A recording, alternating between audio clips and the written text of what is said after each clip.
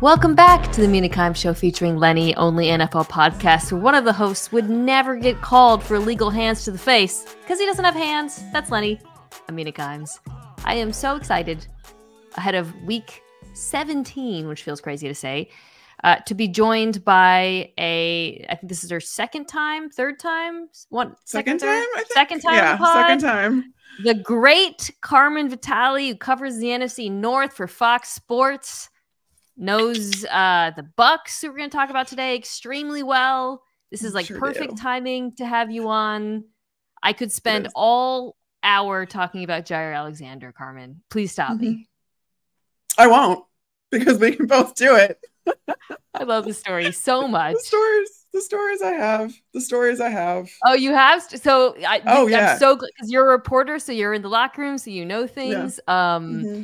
We are going to talk about the Packers and the Vikings, who play on Sunday night this week.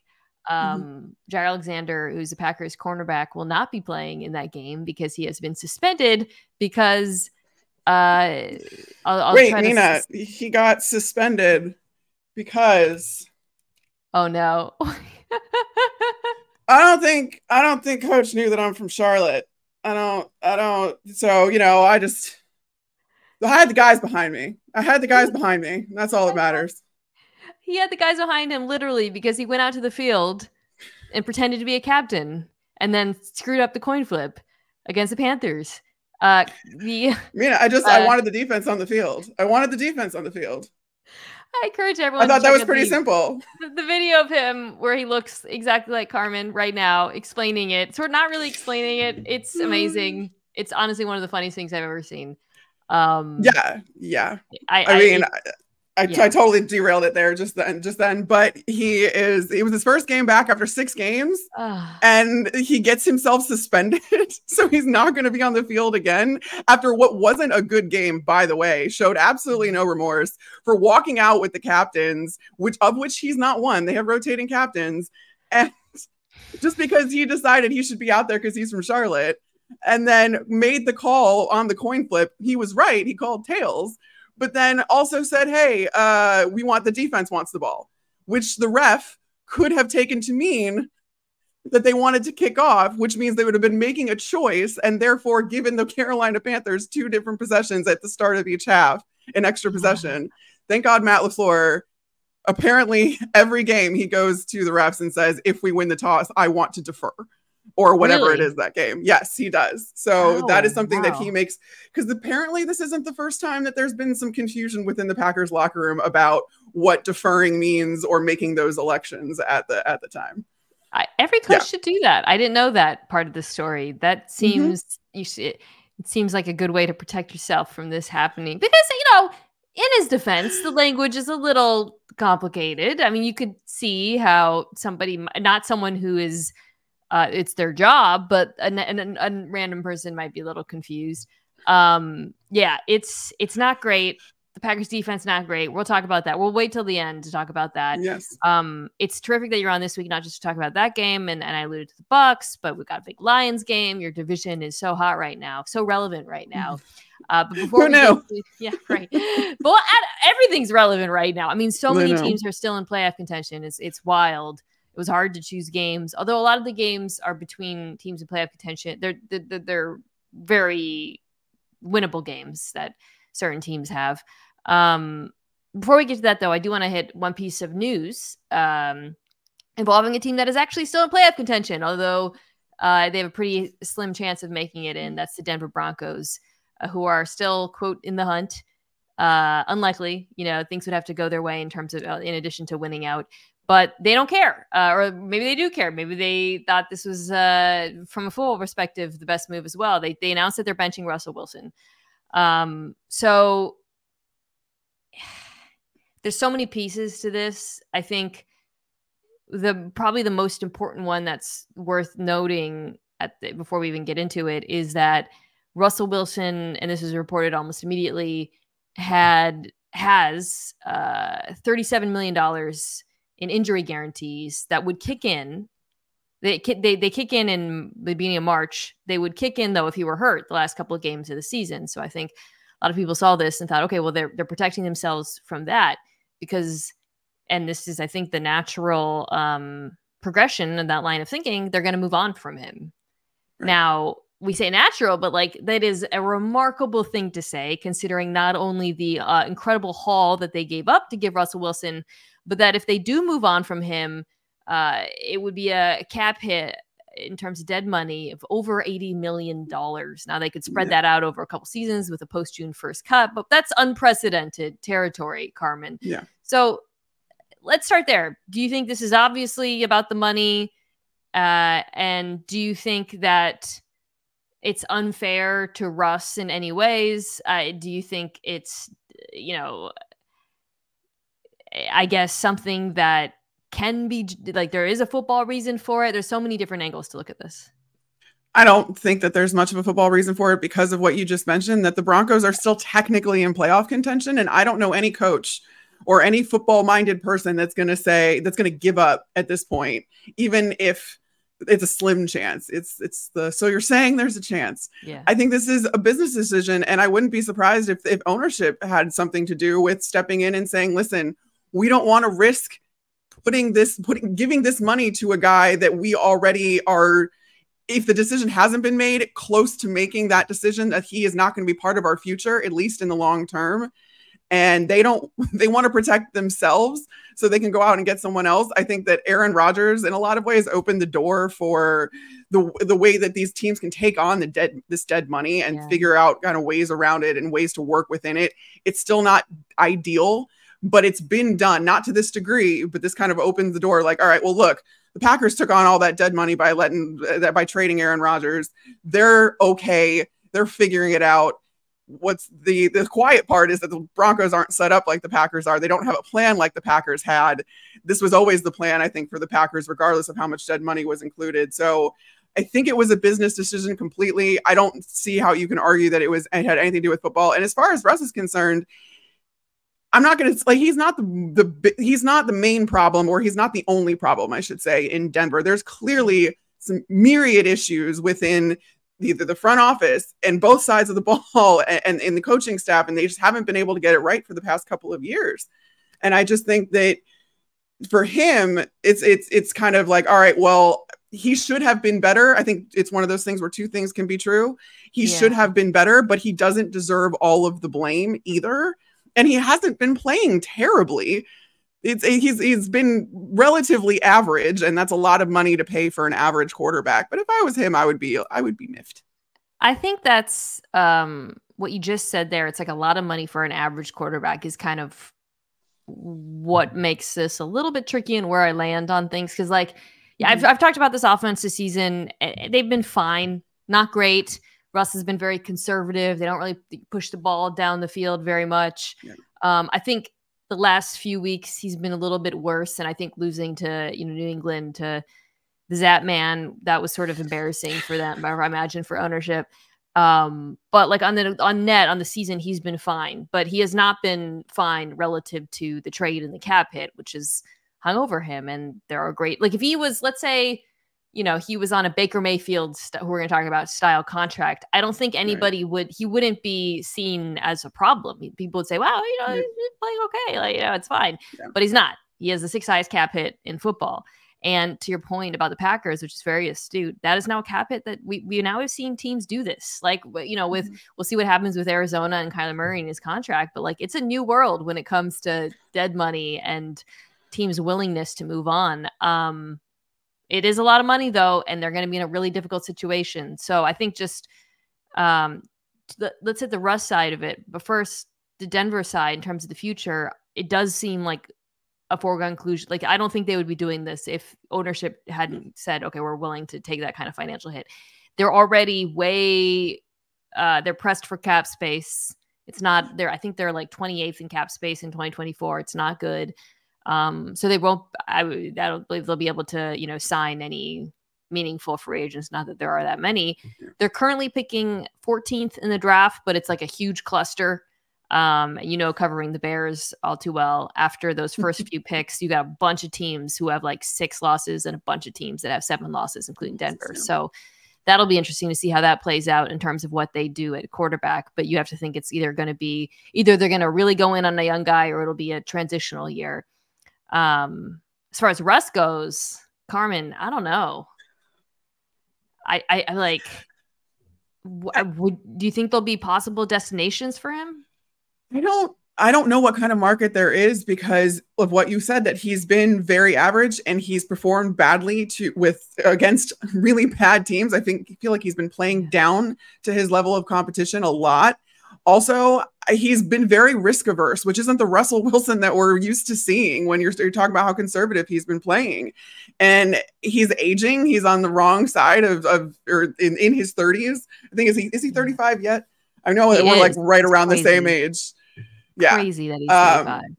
I know. I don't want to talk about it. Yeah. So, but he's in that kind of no man's land where if you're not a vested veteran at this age and you have command over not only your team, but your offense in general, the front office in general. I mean, you think about these quarterbacks that have been with their teams forever, of which are a dying breed. We're not seeing quarterbacks last that long, with a few exceptions. I don't see there being much of a market. And especially with, I think, the standard that Russell Wilson holds himself to as far as how much money he commands. I mean, he's had back-to-back big contracts, and you're just like, how is he going to feel about taking a hit, even though that is what his play commands at this stage? And I also think that this whole dynamic between him and the Broncos, that's the risk you run when you sign these giant contracts. That's the expectations that come with it. That's the downside, I guess, if there is one, to getting that much money, is these expectations, fair or not, are placed on you. And he did not perform. He did not rise up, elevate anyone around him. I know that he was with a couple different coaches, but I think that he hasn't shown that he can grow within a new system or adapt, I think, to a new system, which is the key in there being a market for him. Yeah, I think it's so hard for me to imagine him as a backup or wanting to be a backup. Right. But then when you think about teams that'll be in the market for starters, like a New England, an Atlanta, I think the fan bases probably wouldn't be too thrilled. Again, but the devil's in the details. If you are willing to take a Baker-style deal somewhere, that's a different story, I think. So we'll see what happens there. It is a pretty wild conclusion to, what has obviously been a very disappointing 2 years for Denver, even though I don't think he was as disappointing this year as people who haven't watched the, all Broncos games probably believe. And then we'll see what's next with that team and Sean Payton. I cannot stress enough how crazy the draft positioning right now is with all these teams. Those last couple of weeks will matter a lot. And of course, on this pod, we'll get into the draft and all the various quarterbacks who are available in the coming months. All right. That's enough of Broncos talk for now. Let's get to the games. I want to start with Lions Cowboys. Okay. So we should start by the Lions won the division. Very exciting, but they let's start here. Like I actually want to ask you about this. Yeah. Right. How much does this game matter to them? Because they did win the division. However, seeding is still up for grabs. Right. I think, the second seed is meaningful, I would say, especially for Detroit. My dog just walked in. Yes. Not necessarily because of opponent. We don't know how that's going to shake out, obviously, but because of home field. And I think home field matters a lot for this team. So with that in mind, do you like, how much does this game, the final two games of the season, matter? It matters a ton, not just for seeding purposes, but to kind of go into the postseason with the momentum that they need. But you saw Jared Goff after they clinched. Hi, Lenny. You saw Jared Goff after they clinched, and he was emotional because he went through 3-13. There's some guys on this team that have gone through 3-13. And to now win the first division title in 30 years, the first time they've ever won the NFC North, because 30 years ago it was the NFC Central. This means so much to this city, and the guys know that. And that permeates throughout the locker room. Dan Campbell knows that. That's why Dan Campbell's such a wonderful coach for this team, because he doesn't shy away from like carrying the city on his back. Detroit is a football town. And even though the Lions haven't been good for a very long time, this city is just incredible. And they want to be able to give that back to the fans. And so having home field not only gives them an advantage because Detroit is a dome, it gets very, very loud in there as someone that's been in there for some of these games. But it also means that their fans get to see it in their hometown and they don't have to travel, and they've been traveling well as well. So I think they have everything to play for still. They are not taking their foot off the gas. They're getting healthier by the week too, which I think makes a lot of a difference in getting these guys acclimated. So by the time the postseason rolls around, they have momentum. They have guys that have been in the lineup and they've been playing and have some continuity going into that first round. Yeah. And Dan Campbell's not a guy who's going to say, doesn't matter. Let's bench you. Let's see you. This is the man that played. This is the team that played out of spite and beat the Green Bay Packers in Week 18 just to keep them out of the playoffs. Maybe my favorite game, obviously as a Seahawks fan, it got Seattle into the playoffs, which was amazing. But just an amazing game it was just. And I really think that game mattered going into this season. Like it was just to end on that note, the way they did. Just culture. Yeah, it's so happy for Lions fans to be here. But as far as this week goes, this game, it's not in Detroit, it's in Dallas, and we have seen that makes a very big difference as it pertains to Dallas Cowboys. Yes, so I think that I actually think probably Dallas, if they were in Detroit, they would still be fine offensively, but at home, we've just seen this time and time again when Dak Prescott is operating the offense at home in AT&T Stadium, and he is able to have utter control at the line of scrimmage. They are very difficult to stop. They, especially in first halves, I looked this up. I don't have it in front of me, but Dan and I were talking about how good they are at home. And in first halves, when they're at home, they lead the league in all metrics by a great margin. I don't see that stopping against a Lions defense that is, sus. Concerning. Yeah, concerning. That just got carved up, but, made plays against Nick Mullins, but also gave up some pretty alarming explosives to Nick Mullins. Explosive plays, right. Yeah, it's, I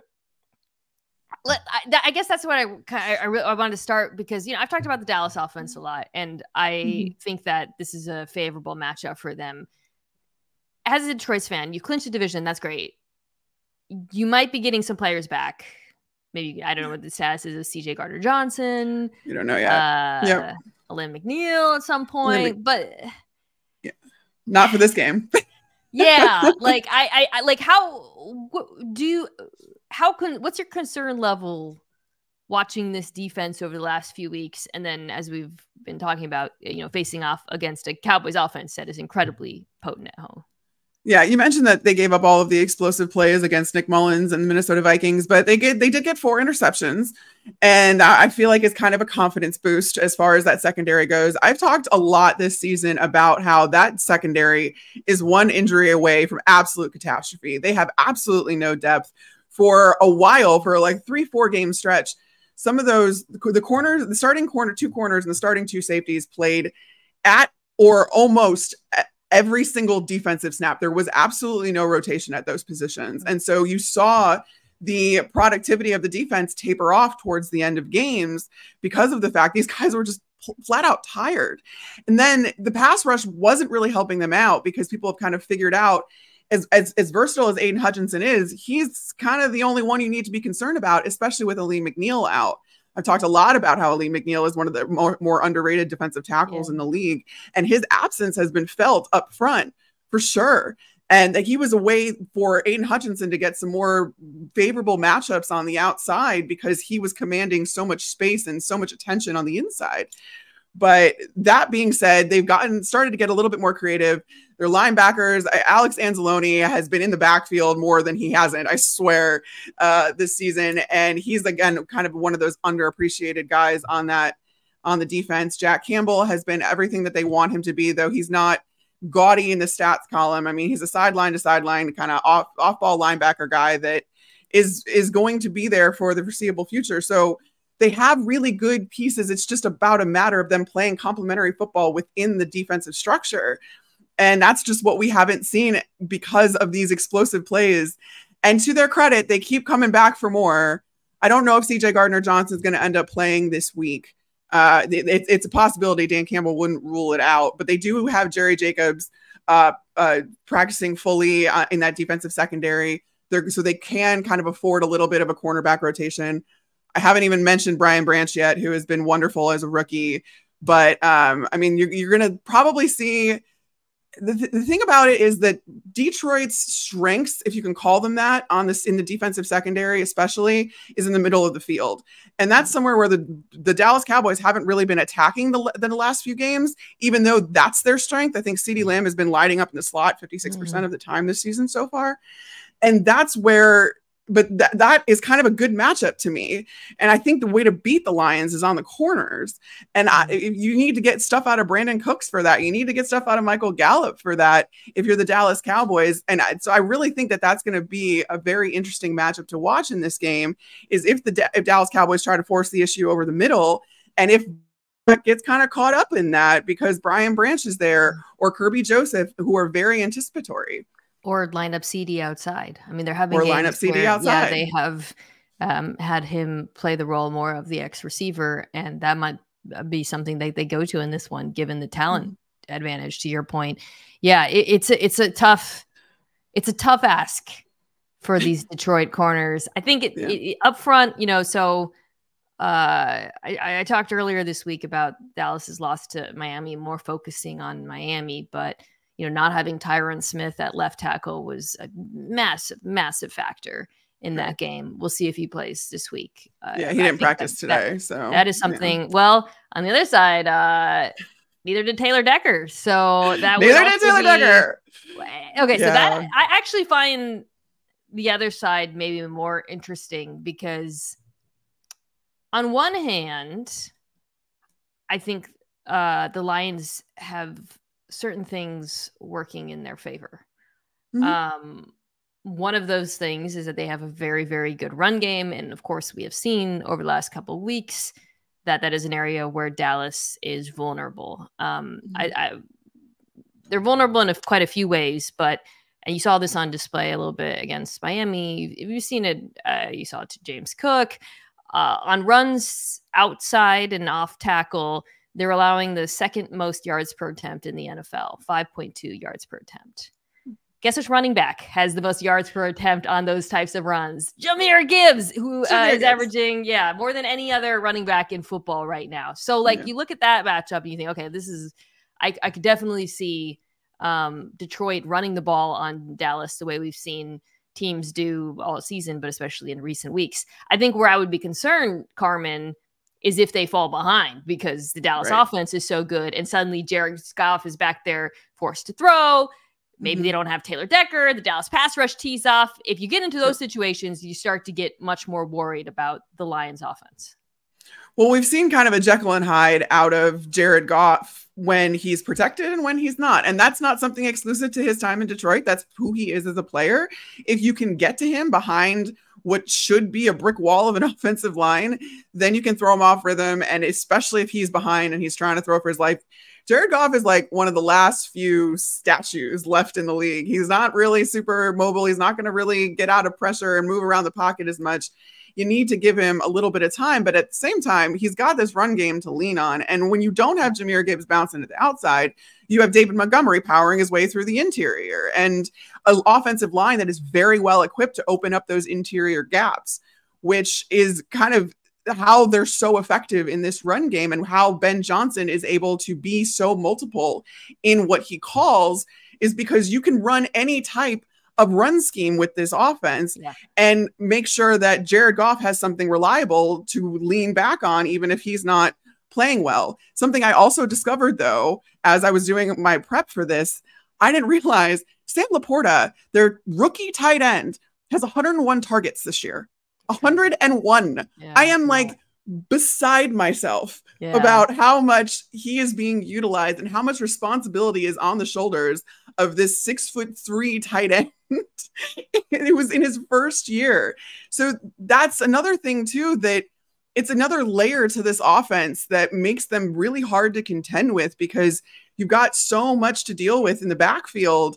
And then you have Jared Goff, who can go over top to Amon-Ra St. Brown or Khalif Raymond even.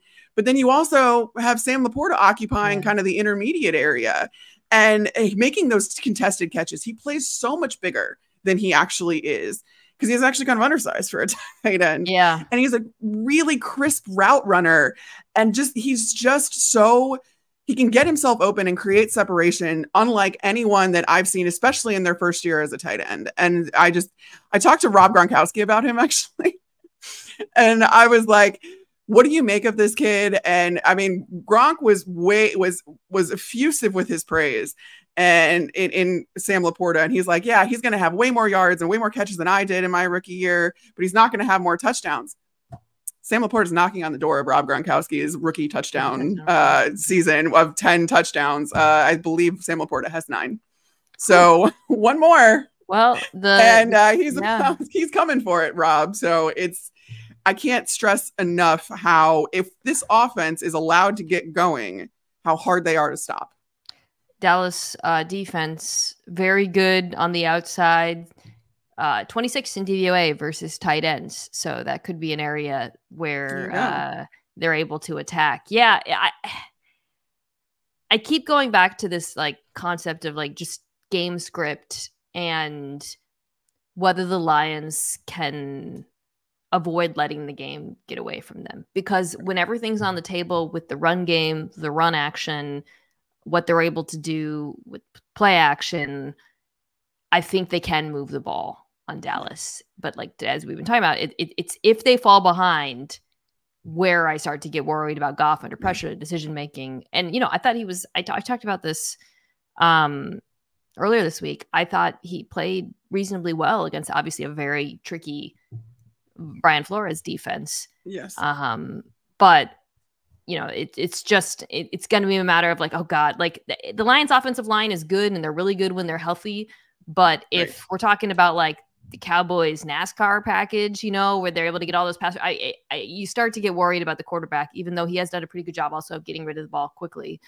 So I think that's it with this one. It's at home. Mm-hmm. It's almost like you need your defense to get a takeaway or make a big play or just get you a couple of 3-and-outs early. Like the nightmare situation for Detroit, or the situation where I think things start to get a little bit hairy, is if they fall behind early to this Cowboys offense, as so many teams do. Right. I'm picking Dallas because of that, because they're at home, Carmen. If it was in Detroit, I might pick Detroit. I probably would pick Detroit. Lions fans, so don't be mad at me. Can I defer my pick for this game based on whether or not Tyron Smith plays? Yeah, because I really do think that's going to be the deciding factor, is if he plays, because Zach Martin's still dealing with that thigh contusion, I think it is. Yeah. And I mean, if you can get to Dak, I mean, Dak's a little more elusive, but he's not without he can be rattled. He was getting really hurried from the left side with Tyron Smith's absence last week. And it was a big part of the offensive struggles that they had at times in that game. So I think that's fair. I love putting off my picks for injuries. It's amazing. Okay, Ravens-Dolphins in Baltimore. Ooh. 2 teams coming off of very big wins. So I don't think the Dolphins have to beat fraud allegations anymore after they beat the Cowboys. I think they're good. However, if they were to lose the way San Francisco did to Baltimore, I'm sure that the people would come roaring back with the criticism. I love this game from a coaching perspective. I think it's fascinating. These are 2 teams who both, Baltimore currently has 1 seed. Miami is right behind them. This is a very significant game. Also, Miami for the division, with Buffalo breathing down their neck. This game matters a lot. So, injuries are a factor here. I just saw the Ravens injury report. A bunch of guys didn't practice. Kyle Hamilton still with the knee. Zay Flowers, but no one is for sure out that I know of. That's kind of something you're gonna have to wait to see to the end. Let's start with the Ravens defense, which has put on one of the best performances of the entire season against a Miami offense that we know is extremely capable of lighting teams up. what we have seen so much with this Miami offense is the way to stop them. The only way you can stop them is to disrupt the timing of the pass game. Mm-hmm. Essentially, when Tua is operating within structure of the offense and that ball is coming out in less than 2.5 seconds, they're almost impossible to stop. It's when he has to, and I'm not calling him I feel like when you say this, sometimes fans get defensive and they're like, you're saying he's a one-read quarterback. No, I'm not. I'm saying when the offense is operating on that way where the first read comes open because of the speed with which he throws, the anticipation, whatever, they're unbelievable. The quickness with which guys get down the field, all of that. Yes. So naturally, if you can screw with that in some ways, you have a better chance. Do you think Baltimore can screw with it? Do you think we'll see a similar approach to what we saw against San Francisco? Do you think we'll see something different? Of course, one of the more brilliant play callers in the sport in Mike McDonald. Against it's the Mike versus Mike Bowl. Who is him? We shall see. Who is him? Who is Mike him? So Mike McDonald also strikes me as the type of guy, and this is something I learned that coaches do during my time with the Tampa Bay Buccaneers. They will set up the team that they are playing next with the team they are currently playing. So, which I think is very interesting in this matchup in particular, because the Ravens are coming off of the win over the 49ers, which is in the same tree as Mike McDaniel. That's Mike McDaniel comes from the Shanahan tree. And it's not a secret that the Ravens played a lot of zone, and they do play a lot of zone defense, especially against, and it worked against the 49ers. But I don't think it's as simple as saying, okay, well, the Dolphins kind of operate the same way. Mike McDaniel is a very similar play caller, I guess, to Kyle Shanahan. He comes from that tree. Let's just play him zone and let's attack them in the kind of same way. I don't think that that's the case, because I think Mike McDonald is much smarter than that. And we've seen he's much smarter than that. So I think that there are things that they did against San Francisco for the benefit of going against the Dolphins the next week, saying, we're going to show you this look and we're going to do this out of this look. And then when we play you, we're going to run that same look, but we're going to do something completely different. Oh. And that is something that coaches who are really intricate play callers, they try to play that chess versus checkers kind of thing. They do this. They will take 5 to 10 plays in a game and use it to set up the next opponent and put something on tape that is meant to fool them. And I think that that's going to be the case here. So I think it's going to be very interesting to watch how the Ravens defense plays the Dolphins offense and see the similarities with how they attacked San Francisco, but also to see the differences. And especially if you can identify kind of what looks they were running out of, and if they were doing something differently, or if they end up doing something differently against the Dolphins. I would be scared if I was Mike McDaniel at this point. Like, I would be in my head. Maybe not scared. No, I would be in my head though. I love that point, because we always think about offensive play callers putting things on tape to try to deceive future opponents in terms of their tendencies.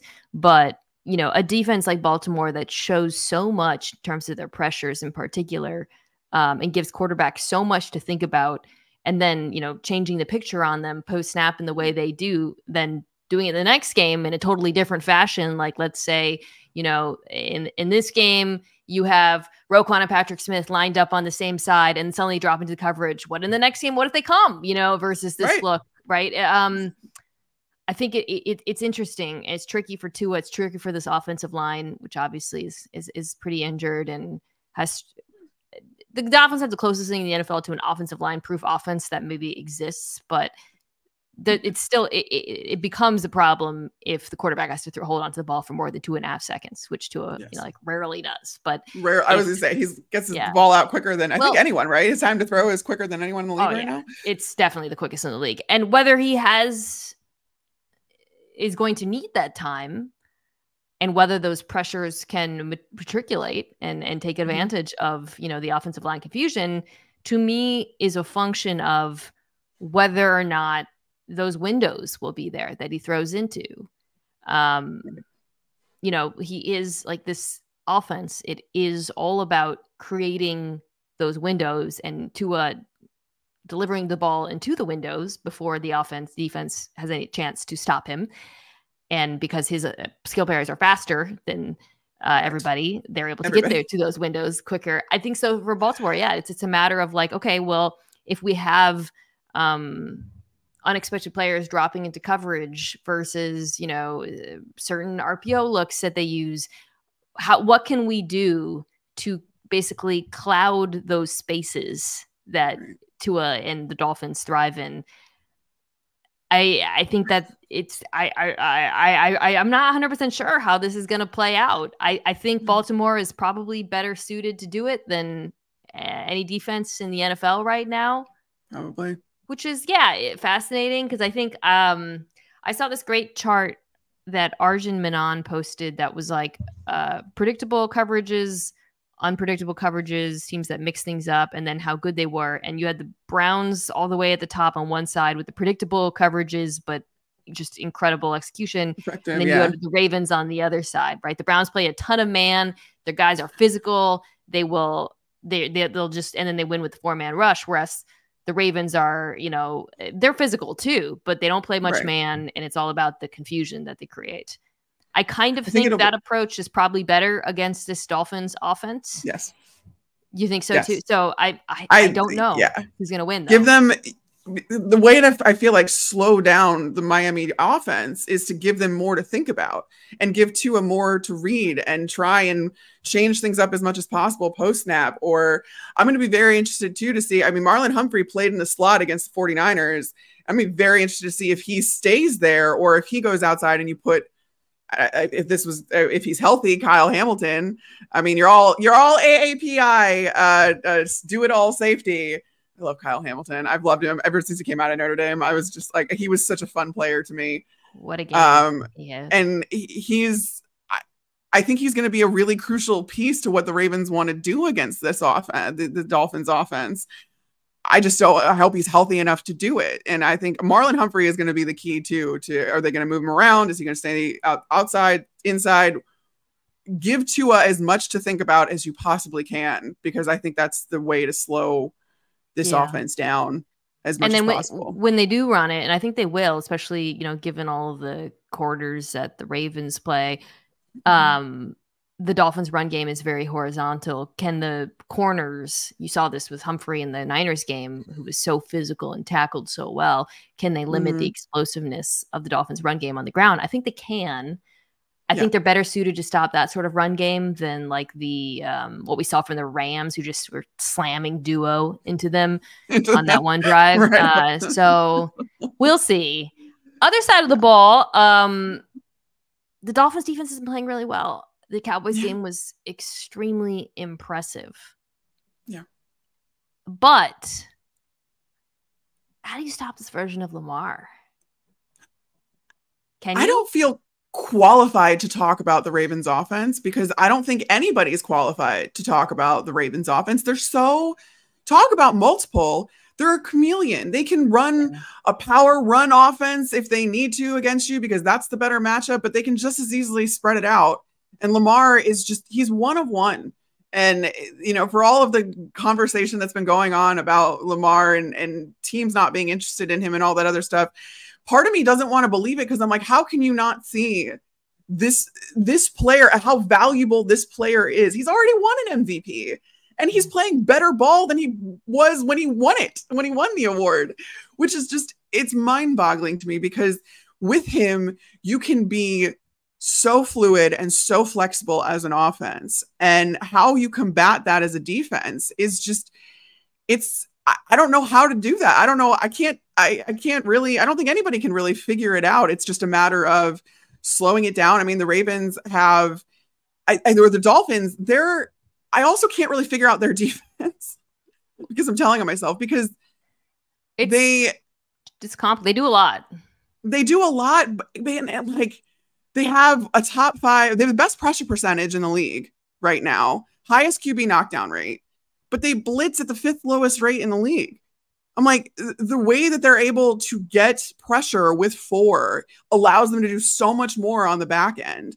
And the wild part is the Dolphins defense isn't even firing on all cylinders or the way it should be because they're top 10 in missed tackles. So somehow, but somehow they still have the fewest yards, one of the fewest yards after the catch allowed. So I'm like, how do you not make the tackle, but then you also don't allow yards after the catch? it's mind numbing because none of the stats, all the stats contradict each other. And so that's when, you turn on the game. So. Yeah, no, listening to you talk about that, I actually think there's kind of similarities between both those units because the Ravens offense and the Dolphins defense both underwent dramatic philosophical changes in terms of the coaching this offseason. So naturally, both would start peaking as the season went on. And I think we've seen that to be the case. I've talked about it with the Dolphins defense, which is a Vic Fangio defense. They don't blitz a lot of light boxes. They play a lot of zone. And then with Baltimore, it has felt at times like, okay, they're kind of still figuring out what their identity is. Obviously they use way more 11 personnel this year than they did in the past. But in terms of like the way that they run the football, the way the runs and the passes integrate, all of it, I kind of feel like it's only now beginning to peak, even without Mark Andrews. I think what makes this Ravens offense really difficult to stop right now is it's a dominant run game. And I think that's going to be challenged for Miami, which has been able to defend the run with light boxes, but the Ravens are not your typical rushing team. No. The highest success rate in the NFL are running into light boxes, tied with San Francisco, unsurprisingly. However, what makes this Ravens offense different from, I think, past iterations is they make you defend the whole field. In the past, it's not been a blueprint to say take away the middle of the field against Lamar and make him throw outside the numbers. But, there have been games where that has worked. I don't believe that's the case anymore. And I looked this up because it felt right, but I wanted to check. So on intermediate throws outside the numbers, Lamar Jackson has been the best quarterback in football this year, completing 70% of his passes, 12.5 yards per attempt, QBR of 98. That to me captures the challenge of facing this team because they are different because of the wide receivers from what we've seen in past Ravens offenses. And the fact that, like you said, they no longer have Mark Andrews and they can't really rely on him for those intermediate routes either. And so it's now the onus is now on receivers, one of which is an aging Odell Beckham who is flourishing in a lot of ways. And for this trending up. Right. Like over the past few weeks, he's really kind of stepped into taking over some of that target share because of the fact that, Mark Andrews was no secret. He was Lamar Jackson's favorite target in a lot of ways. Yeah. So the way that the offense, though, has been able to adapt and the way Lamar specifically has been able to adapt to the personnel that they have available while being able to be so multiple, like we were talking about before, it creates so much for the defense to have to think about. And that's why I think I love this game too so much, because it's a nerd game. It's a game just of football nerds that are going against each other that can do so much fun stuff and so much and be so versatile across on both sides of the ball for both of these teams, that trying to see how each team is going to defend it, I think is a football nerd's dream. That's why I'm very excited for this game. One final thought on Miami. I would blitz Lamar. Maybe famous last words, but he has been up and down against the blitz this year. As good as he's been, he might punish them a few times, but I would play the variance game a little bit and up that blitz rate and see how he handles it.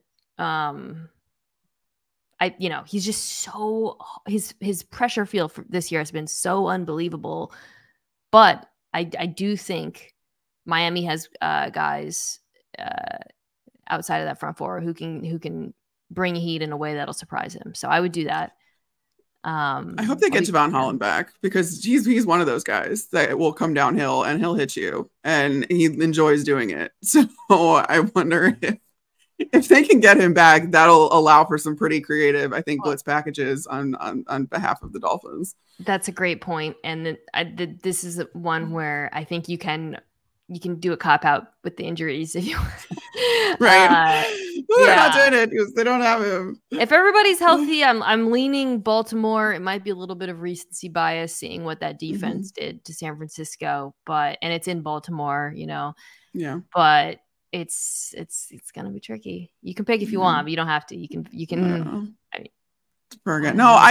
My gut is still telling me, even though I picked the Dolphins to go to the Super Bowl at the beginning of the season, and anything more than I want to be right more than anything else. But I do think the Ravens they're riding a high right now. And I think that being at home and just, again, all of the fun things that the challenges Lamar presents, I want that for him too. I want him to do well. So I'm going to go the Ravens too. All right, let's take a quick break, come back, and let's hit your Bucks next. Tickets to the game, merch, meals at iconic restaurants, stays at Caesar's Palace, all this can be yours when you bet with Caesar's Sportsbook. Win or lose, every bet earns reward credits, which you can redeem across the empire. Now, if you haven't started yet, register using code OMAHAFULL, and then place your first bet up to $1,250. If you win, great, keep those winnings. But if you lose, you'll get your stake back as a bonus bet. Saints Bucks. For the division, probably. Mm-hmm. Carmen, you used to work for the Bucks. I did. You know this team really well. I want to start there because I talked about them a couple weeks ago. I guess I talked about them this last week too. A lot of Bucks talk lately. What has it been like watching this season? Because I didn't have high expectations for the team. I don't think many people did coming into the season.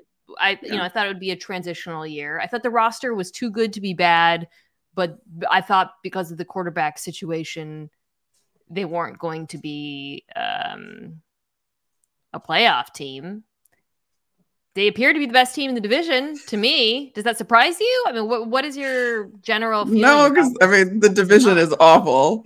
Yeah. So I mean, it's not like the Bucks have this like overwhelming record. But that being said, you kind of knew going into this season that there were so many question marks across the NFC South, and that it wasn't going to take much to win this division. And and it was probably bias on my part because I do have so many guys that I still know on that coaching staff, guys in that locker room that were always so good to me, that I want the best for them. So I think it was probably there's obviously some bias there, especially because I don't cover them anymore. I'm kind of unabashedly now a Tampa Bay Buccaneers fan, so it's fun to have that fan mentality in a lot of ways. But it was all going to depend on what Dave Canales, their new offensive coordinator, could make of Baker Mayfield. And so far what we've seen is there's been some inconsistency, but Baker's not this.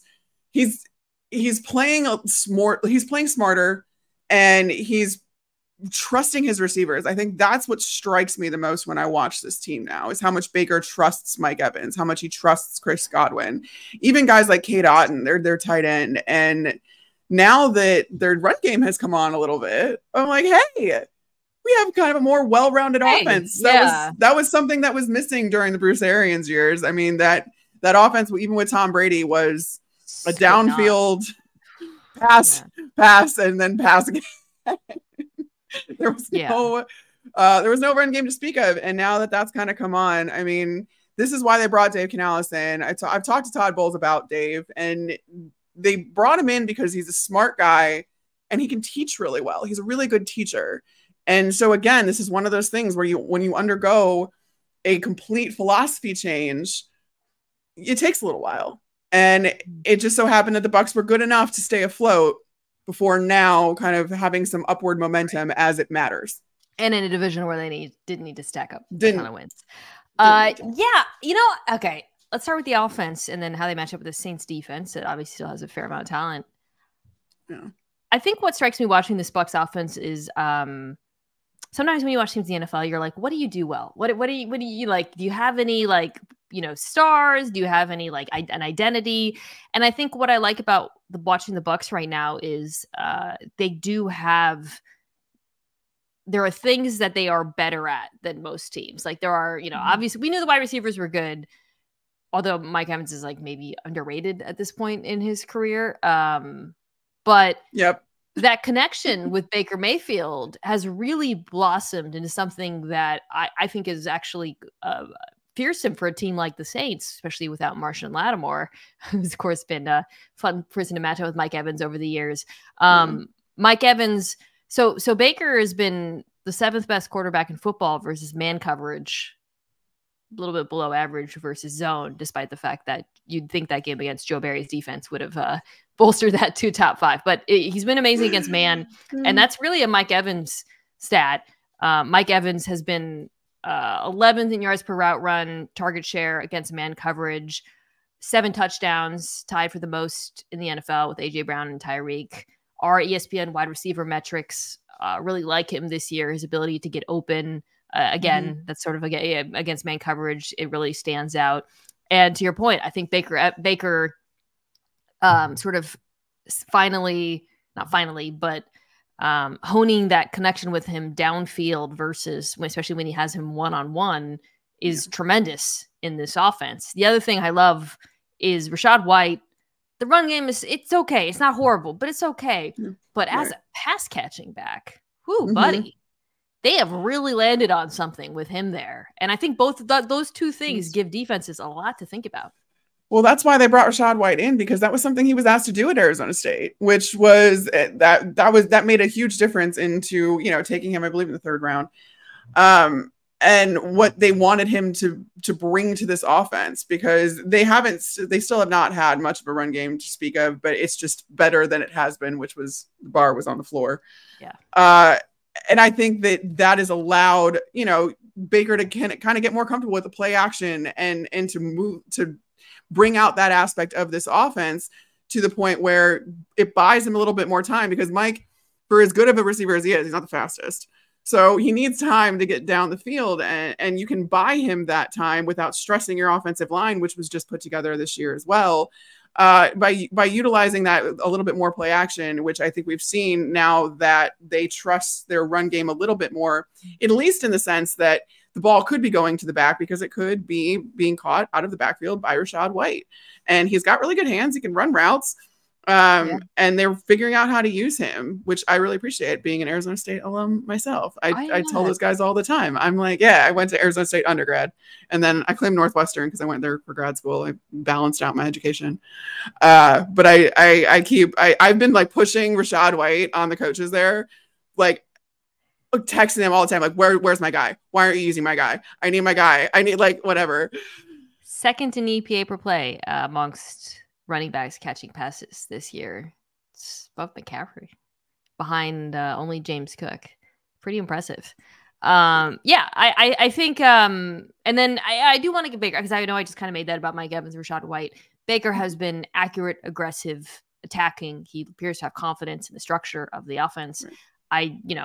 I don't think he's a perfect quarterback. I think there's been ups and downs this season. I think he'll throw interceptions at times. But this is really the best you could have hoped for, frankly, especially given his contract value, kind of what we were talking about at the beginning. And in this game, they go up against the Saints. I talked about how good they were against man. The Saints defense plays a ton of man coverage. They're down Marshawn Lattimore. They can't really rush the passer. I like the Bucs offense in this matchup. It's just, the Saints defense is kind of up against it. And then on the other side of the ball, I like the Bucs defense too. Maybe I'll be wrong, but the Derek Carr story this year is a pretty simple one. If you pressure him, that offense is pretty non-functional. And some of that's on him, but a lot of it, the Saints offensive line has simply not been protecting him. So actually, here I pull the numbers. Derek Carr, when he's kept clean, has actually been 12th in QBR. When pressured, his QBR drops from 68 to 10. Which is 25th. And the offensive line, unfortunately, has just not kept him clean. It dramatically affects his play, Carmen. And I think if there's hope for Saints fans, I guess, given the contract and the fact that he's likely going to be the quarterback next year, we'll see. I have to look at the contract. But I guess the idea is that with better protection, he can still throw it. I mean, every now and then when he throws the ball deep, you're like, oh my God, you still have a really good arm. But the problem is he's just not trusting his protection, and sometimes for good reason. And I also don't think that he has that locker room. I don't know that he has the confidence, the guys have confidence in him. Everything that I've heard coming out of there is that he's not rallying the troops, and this is kind of the guy he's been. This is who he was for the Raiders as well. I've talked to guys that have been in that locker room with him and played with him, and that have just said, listen, he's not the guy that when things are going wrong, he's going to rally around and start yelling and getting guys amped up. He's the one that's going to be in the corner kind of sulking and not really participating and kind of checking out. And I mean, It's fine when, you know, that people deal with adversity differently, and I get that. But as a quarterback, you want to have the guy that's going to have the confidence of the locker room, and then if he talks, people are going to listen. And so far, I've just not heard that that's something that Derek Carr is, and hasn't been even when he was with the Raiders, which is why I think what played into them being willing to let him go. That plays a lot into this for me, and I do think that the Bucs defense is very uniquely qualified to get pressure up the middle with guys like Vita Vea. I mean, Logan Hall has come on in his second season, and then you have Kalijah Cansey, who's their newcomer, and that rotation on the interior is just, I mean, they're manhandling guys. And it makes it so much easier for these edge guys. Joe Tryon-Shoyinka has not come on as much as I was hoping or anticipating. Shaquille Barrett is still a solid pass rusher. He has not. I think he surprised a few people a few years ago when he led the league in sacks. But since then, people have know who he is, and they know how to game plan for him. He's not that hard to figure out. It's just that defensive interior, man. That's going to be a tough battle for the Saints, who I believe are a little bit injured too on the offensive line, the offensive interior as well. So that's going to be, I'm taking the Bucs every day and twice on Sundays. If they had time, I think the Saints skill players could definitely win downfield.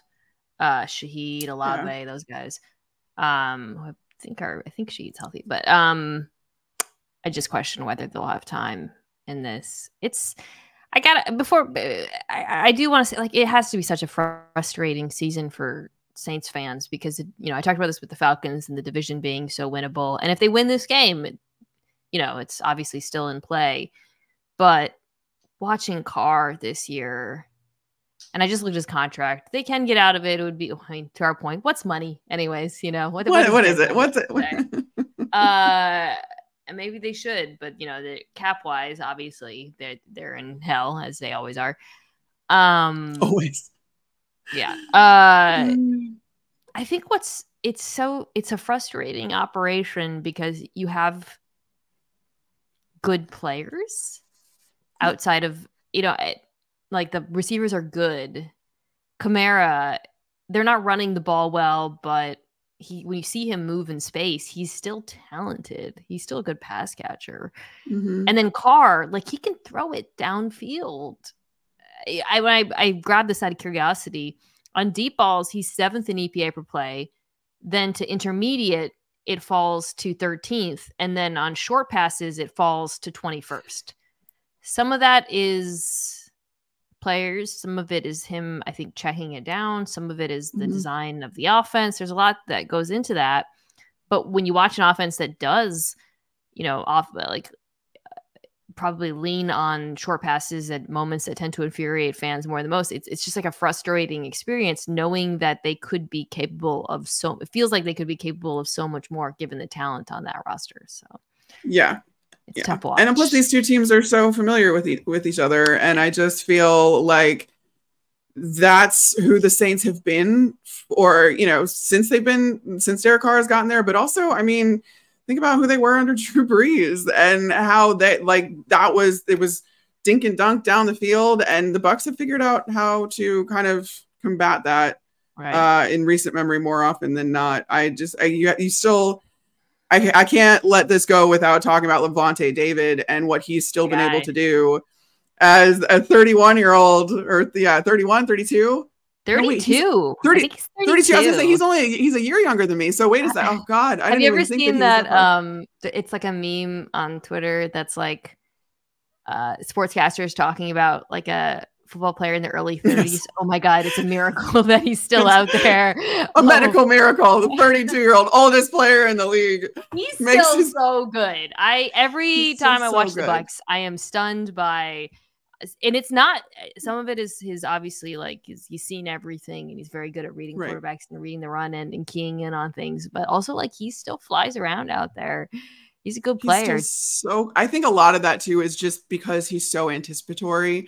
So he starts to move, and it gets him in trouble sometimes too. I'm not going to say that he'll sell something and or he'll sell himself on it. I should say the other team will sell something and he will commit to it.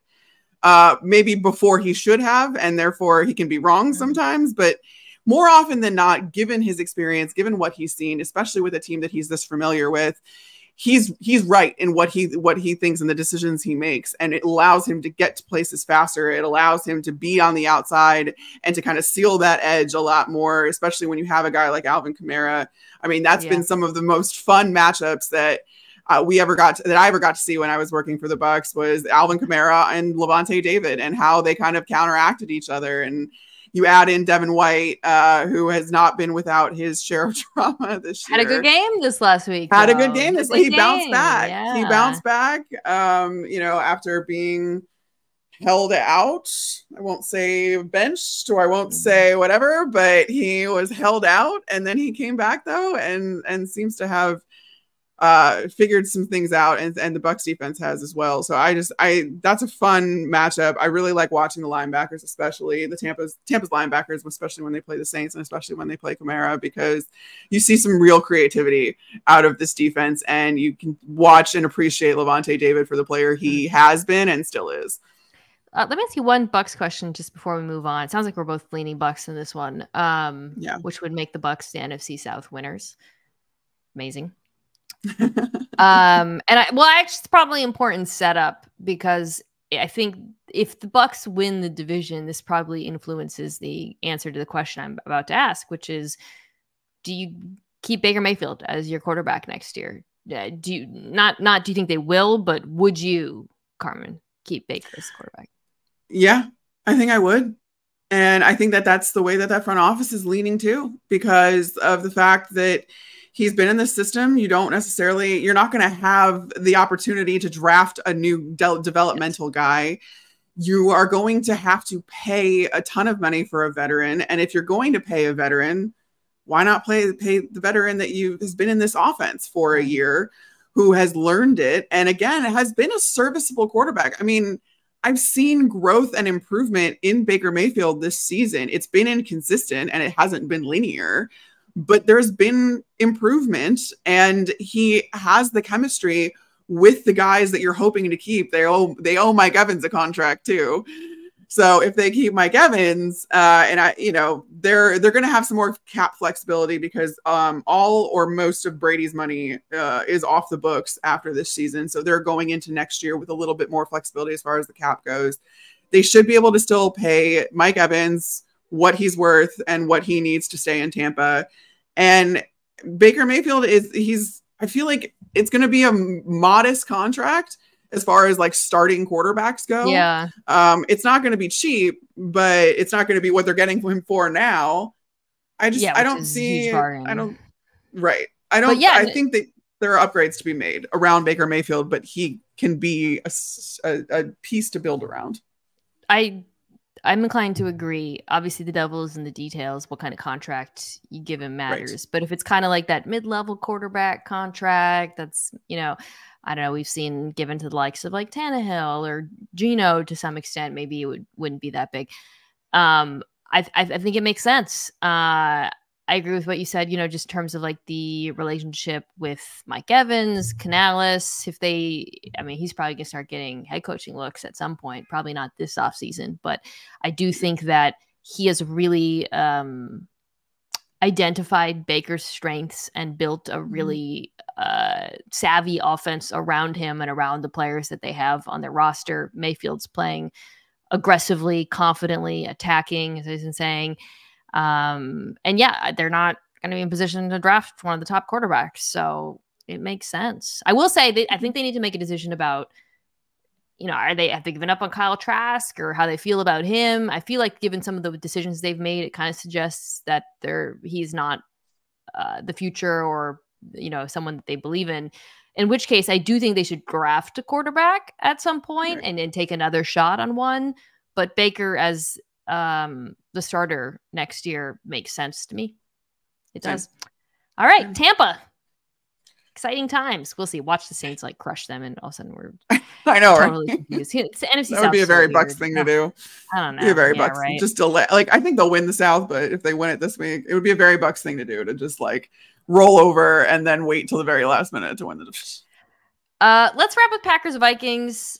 We talked about the Jaire Alexander suspension. I want to take a bigger picture approach. So I guess we just lay out the stakes. Both teams are still in playoff contention. This game matters for both teams. Mm-hmm. The Vikings seem to be kind of like limping towards the finish with various injuries and quarterback changes and this and that. The Packers are a little more complicated. And that kind of brings me to the big picture question I want to ask you before we go into this game. So Green Bay at this moment is 10th in DVOA on offense, 30th on defense. How much blame do you think Matt LaFleur, who I believe otherwise has been a very good head coach, calls the offense? We see how good this offense, to be 10th in offense after letting Aaron Rodgers walk, given the youth of the unit, is so impressive. Incredible. And yet, he is the head coach. The defensive coordinator, Joe Barry, is his hire. If you want to see angry people, just write Joe Barry on the internet and see Packers fans will appear out like, prairie dogs. How much blame do you think LaFleur gets for retaining him? Do you think also, but it's not just the coaching, it's the players who haven't developed, or what? Because in some ways, if they don't make it to the playoffs, I think it's pretty fair to say it's because of the defense. It's absolutely fair, because this defense, with all the talent on that side of the ball, 8 first-round picks when everyone's healthy, was supposed to be a unit that Jordan Love could rely on as he was getting his sea legs as a first-year starter, not the other way around. Yeah. We've seen the defense blow late leads that Jordan come from behind leads multiple times this season and not be able to hang on to them. And the Packers ultimately lost in both of those games, which were Atlanta and this last one against the Giants. You win both those games, then you are firmly punching your ticket to a playoff spot at this point. And the most disheartening thing, and why I think that Matt LaFleur deserves some of the blame here, quite a bit of it, is because these were the same issues that the Green Bay Packers defense had last year. And the definition of insanity is doing the same thing over and over again and expecting different results. Why you expected different results when there were no major changes made on defense. You also poured more draft capital in drafting Lucas Van Ness in the first round onto that side of the ball. Also, where has Lucas Van Ness been? He's been in the rotation a little bit, and I get wanting to kind of bring him along, especially when you have Rashawn Gary and Preston Smith ahead of him. But there's so many more creative things you can do with a player like that to bring him along and get him involved in the interior, get him on the outside. There is no creativity with this Green Bay offense. And defense, thank you. There's a lot of creativity on the offense. If you'll allow me to, there's a very brief story where I literally texted Todd Bowles, because Todd was a mentor to me when I was in Tampa. It's the reason I know a lot about football. He's the reason I've learned a lot about football. And in watching this Green Bay Packers team, I texted him at one point and I was like, you spoiled me. You completely just gave me disillusions as to what a defense is supposed to look like, because for all of the critiques and justifiably critiques that Todd Bowles defenses have, they're creative as hell. And watching this Packers defense do the same thing over and over again, refuse to adjust within a game, not vary their game plan when it comes to one team versus the next, which do drastically different things. I'm at a loss. I don't think defense was played like this anymore. And your heart goes out to him, because Joe Barry got to the podium the other week and was like, it's been a really tough week and whatever. And I feel for him as a person, but this is where it comes down to Matt LaFleur making the tough decision, saying, listen, we need to go in a different direction. I'm not, and it's not anything against you as a person. We have a great relationship, but we need to go in a different direction. And he should have done that at the beginning of the season. I completely understand him not doing it now, because what's the point? Right. There's nobody that that entire staff is Joe Barry's staff. So you're not going to get someone to come in and drastically change things with a couple games to go in the season and that be effective. Your personnel is your personnel, your scheme is your scheme right now. You can't really do much to change that. So in that regard, and in retrospect, Matt LaFleur bears a lot of the responsibility for this. And I think that if there's not an outright ultimatum given to him, I think that it will be implied this offseason that either you let Joe Barry go or we will let you go, which would be not good because the offense, like you said, it's great. It's really surpassed expectations. I think what's so in this game in particular, it's kind of a perfect A/B test for like defensive coaching. I mean, on one side, you have a team that I didn't expect their defense to be any good given the talent level, and they're completely changing their defensive philosophy, hiring Brian Flores. They have radically surpassed expectations. Now, they're still missing players, and I think you really saw that last week against Detroit, particularly in the secondary. Flores is just like trying to make it work out there, right? With some of the, and I'll be interested to see in this game whether he plays a little bit more man coverage like he did last week against this Green Bay offense that's been missing some guys. And then on the other side, you have a defense that's sort of the exact polar opposite in terms of underachieving relative to their perceived talent level and employing far less creativity schematically. And it's the results kind of speak for themselves. They show up in the numbers, they show up on tape, and they'll probably show up this week. I don't expect this Packers defense to come in and suddenly light the world on fire, even though we don't know who's playing quarterback in Minnesota. Do you know who's playing quarterback? I don't know who's playing quarterback. No. As of when we started this, Kevin O'Connell was supposed to make a decision on Wednesday about who was going to be his quarterback, but he's not inclined to announce that at any point. I think that the Vikings would do well to just see what they have in Jaren Hall, especially because they are just limping in the almost literal sense towards the end of the season. And even if they were to make the playoffs, I mean, that's not really the goal. They need to make a decision at quarterback at the end of the year, which they were always going to have to make when they didn't extend Kirk Cousins. So we're going to see who ends up playing, but I don't know that it really matters because apparently Joe Barry comes in with a defensive plan regardless of who's playing. And those players just have underachieved. I mean, Rashawn Gary should be contending for the league lead in sacks. He's a special player, and I know a lot of Green Bay fans feel like he's being underutilized. And again, my biggest gripe with this whole situation is that you have Jordan Love has overcome it, and I think that you tested him with some adversity in this first season by him having to make up for the defense's miscues. But that wasn't how this was supposed to go. I think that the development could have been that much better of Jordan Love had the Packers defense lived up to its, like you said, perceived talent level. And that's the biggest issue I have. Love's been so impressive, in even mounting comebacks. It's last week against Carolina, obviously not the problem. The offense, given the amount of points they put on the board. And I'm excited to watch him this week because, these teams met in week 8, and I think he's already a different quarterback from who he was back then. He's improved as the season has gone on. He wasn't awful in that game. I went back and looked at my notes, but Flores did affect him a lot with his pressures. So I'll be curious to see, you've now gone through the ringer a bit. You've been, I think he's been pretty solid against different blitzing teams since then. So I'll be interested in seeing kind of how he handles it. And we'll see I'm not sure which skill players will be available to them.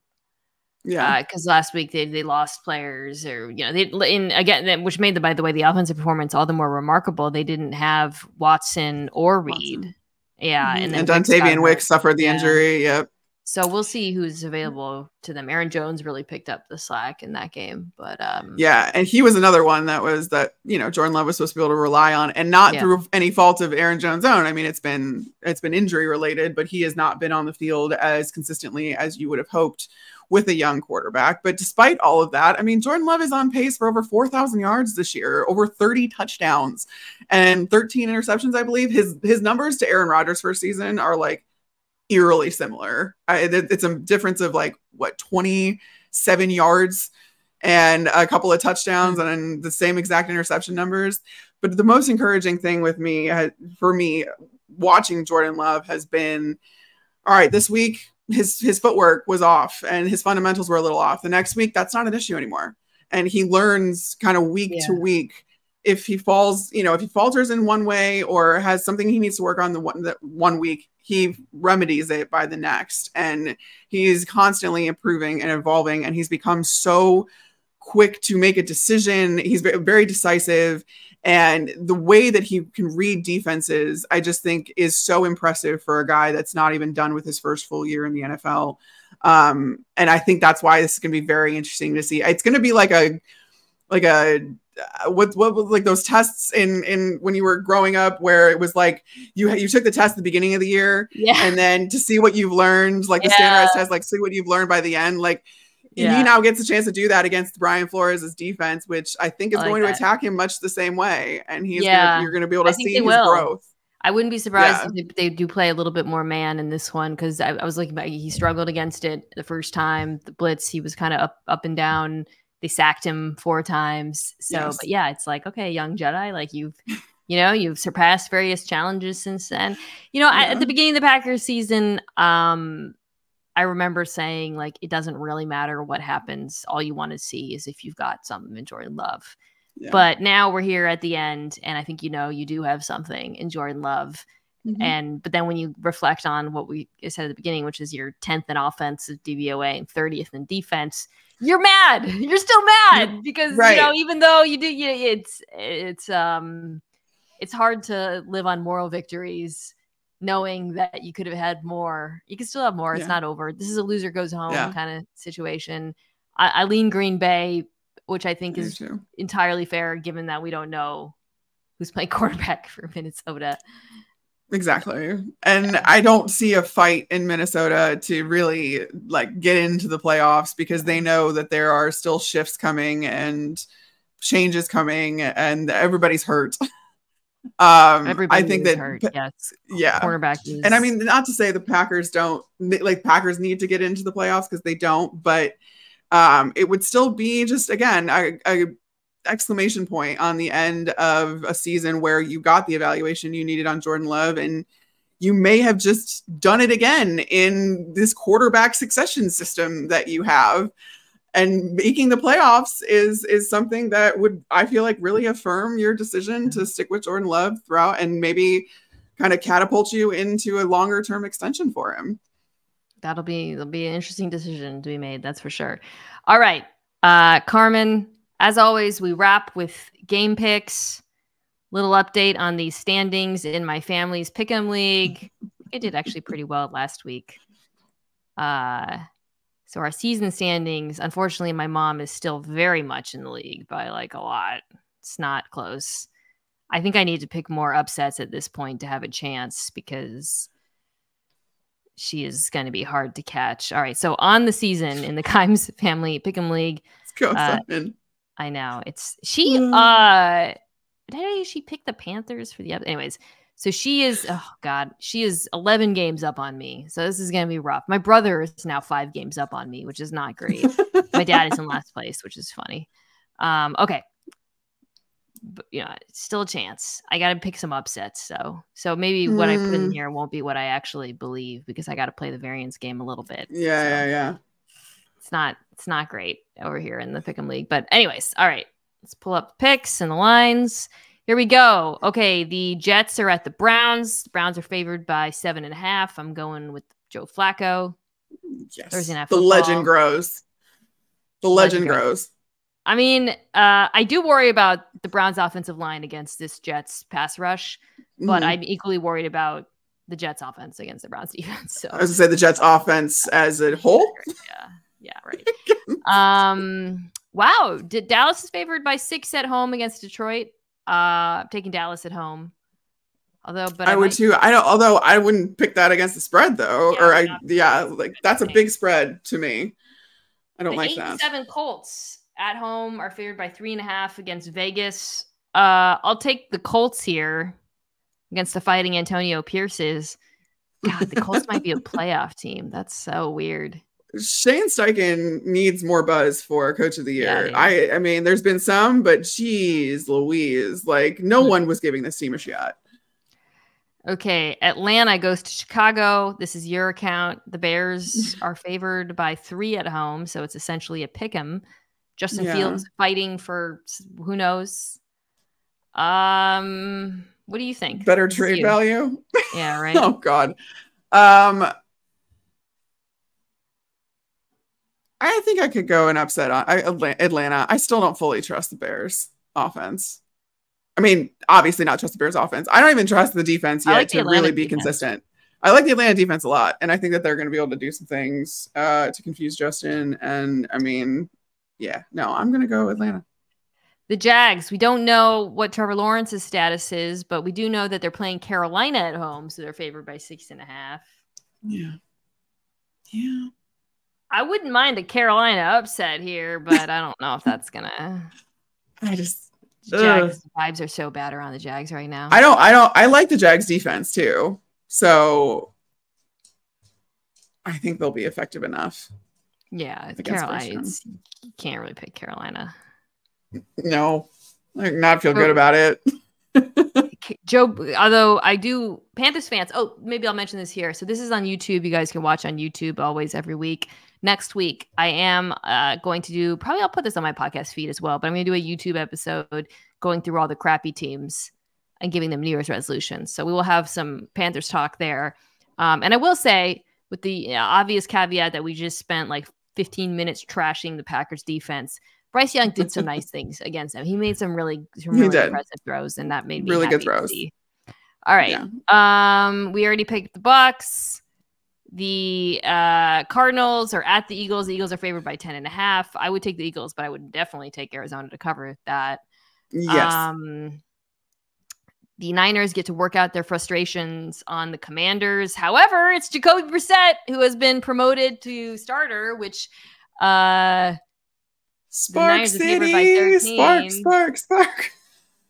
These just all these like this brings me to the Giants, who are the Rams go to New York. I'll pick the Rams, but it's another one where Tyrod's been promoted back to starter. There are so many teams where it's like obviously the veteran backup was better than the option, right? DeVito in this case. The Patriots go to Buffalo, take the Bills. Bills are favored by 13. Yep. So this is a big game. The Titans are playing the Texans at home. The Texans are favored by 5.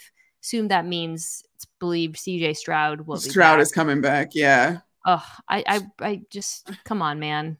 I have been missing watching him play. I know. He's so fun. And that team is so fun, and they're so easy to root for. So if CJ Stroud, it's Texans. He's probably coming back, right?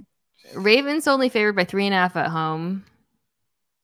I said I'm picking Baltimore, but that's close. Vegas thinks it'll be close. I mean, yeah, but I'm going to take the Ravens at home too. Are only favored by 3.5 at home against Mason Rudolph. I'll take Seattle there. Yes. I know Rudolph had like this crazy Christmas game. I was going to say, but that's Christmas and that's Rudolph, and Rudolph only shows up for Christmas, right? There you go. God willing. The Chiefs are favored by 7 at home against the Bengals. I will take the Chiefs, but even though the vibes are horrible around that team, real bad.